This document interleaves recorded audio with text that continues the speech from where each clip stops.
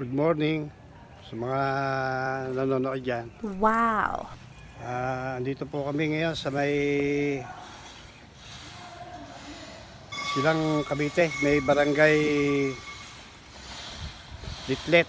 Kapasok ko muna ng Luksuhin, may McDo, may stoplight dyan, may highway, bago dito, pasok sa loob kami, dito sa may barangay Litlet. Sa resort Villa Verde ho, itong lugar na to. Kaya po kami nandito gawa ng yung wedding ng pamangkin ni Mrs. si Brandilo.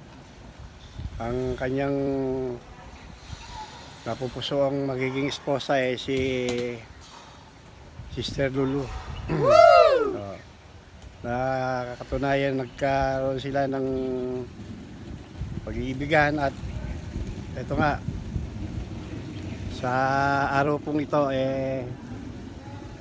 January 22 ang araw po ng kasal. Ang oras po natin ngayon ay alas 10 o'clock ng umaga. Ayan. Ito po yung lugar ng Villa Verde. Dito sa may Barangay Silang. Wow! Barangay Litlet. Silang Cavite. Ito po.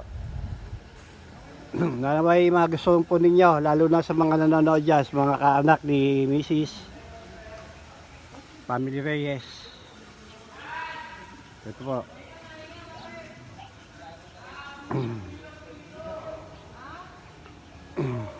Naway maibigan nyo ang aming konting palabas dito sa pagbablog ng Tedons TV. Ano po nila yung kanilang mga gagamitin para po sa dito po sa resort. Dito po sila nagpatulog kagabi. At pagkatapos po diretso po kami sa may simbahan mamaya. Alauna ang kasal.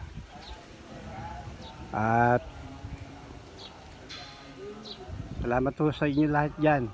At kami ay inyong pinanonood sa aming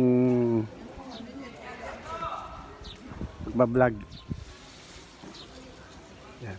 Mamaya maliligo sila rito At magdamag pa sila rito. Bukas pa uwian nila. Bali 2 days night dito. Kagabi tsaka mamaya. Bukas na sila ng umaga uwi. Kaya hapon yan. Yan. Pasok pa tayo sa loob.